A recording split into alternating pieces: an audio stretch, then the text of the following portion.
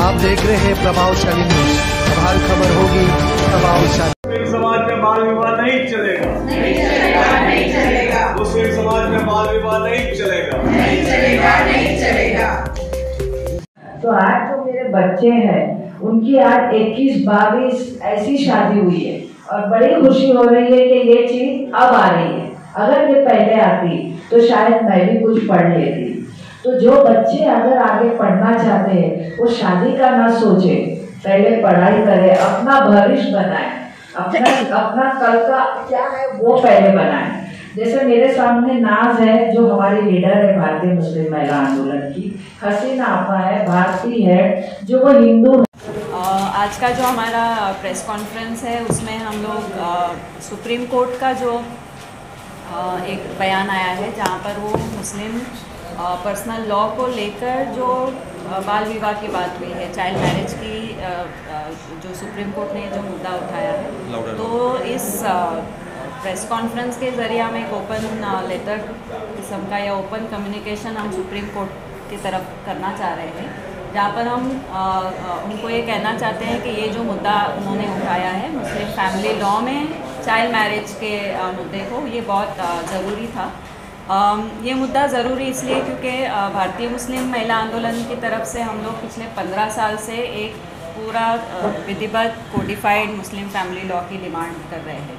जैसे हिंदू समाज के पास कोडिफाइड लॉ है, क्रिश्चियन समाज के पास है, पारसी समाज के पास है, सभी समाजों का अपना पारिवारिक कानून बना हुआ है। सभी जो हमारे यहाँ समुदाय है, जैसे हिंदू लॉ में सिख, बुद्धिस्ट और जैन का समावेश है और हिंदू फैमिली लॉ पूरी तरह से कोडिफाई हो गया है। शरीर से, दिमाग से, मन से, हर किस्म से, सामाजिक स्तर पे भी उसकी लड़के की और लड़की की तैयारी हो, जब वो बालिग हो हर लेवल पर, तब वो शादी करे। और दूसरी बात ये कुरान में जो बराबरी की आयतें आई है, समानता की बात आई है, वो तो उसको हम आधार रखकर ये बात करेंगे कि जब एक लड़के से ये उम्मीद होती है कि वो समझदार हो जाए, 21 साल का हो जाए और शादी करे, तो लड़की को हम इतनी कम उम्र में कहाँ क्यों लेकर जा रहे हैं शादी के रिश्ते में। और जो लास्ट पेज है, सेकेंड पेज पर हमने सीडॉ की बात की है। सीडॉ एक इंटरनेशनल डॉक्यूमेंट है जिस पर हमारे देश ने हस्ताक्षर किया है। ये committee for elimination of discrimination against women, ठीक है, ये इंटरनेशनल एक कानून है जिस पर हमारे देश ने हस्ताक्षर किया है और ये कानून में भी बहुत क्लियरली लिखा है कि कम उम्र में शादी नहीं होनी चाहिए। हमारे देश ने SDG पर साइन की है, जो सस्टेनेबल डेवलपमेंट गोल्स है, उस पर भी हमने साइन किया है। उसमें भी इस तरह के बाल विवाह के खिलाफ में बात हुई है।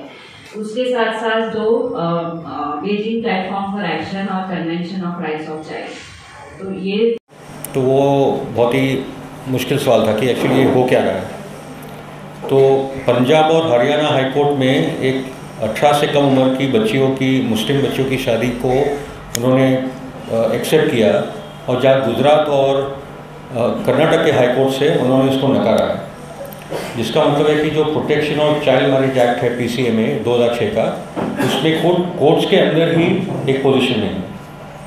एक वो मसला है। दूसरा है कि मुस्लिम कम्युनिटी के अंदर भी कन्फ्यूजन है, शरीयत कोर्ट्स के अंदर कन्फ्यूजन है, अलग अलग जो फिरके हैं उनके अंदर कन्फ्यूजन है, जिसका मतलब है कि हमारा ये जो डिमांड है आज की पत्रकार परिषद से कि सुप्रीम कोर्ट से वंस एंड फॉर ऑल ये जजमेंट देना चाहिए, एक अथॉरिटेटिव जजमेंट, जहाँ ये हाँ ना वाला मामला खत्म हो। ठीक है, ये इसका आज की पत्रकार परिषद। लेकिन आज देखेंगे तो ऐसा लगता है कि हम तो नहीं पढ़े, लेकिन हमने मेरे 4 बच्चे हैं, मैंने चारों बच्चों को पढ़ाया, कम से कम चारों को तो ग्रेजुएशन करवाया। और मेरा शौहर शायद मैं आज 16-17 सालों के इंतकाल हो गया।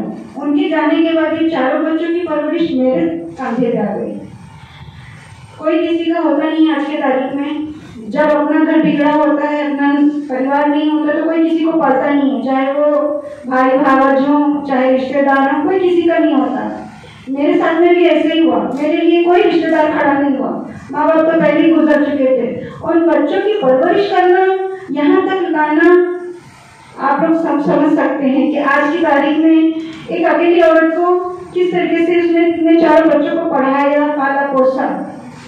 मैं ये चाहती हूँ कि पहली बात तो जो ये कम उम्र में शादी होती है ये बिल्कुल खत्म होना चाहिए, और जो कानून सभी के लिए है, जैसे कि हम भी इसी देश के वासी हैं, सभी को जब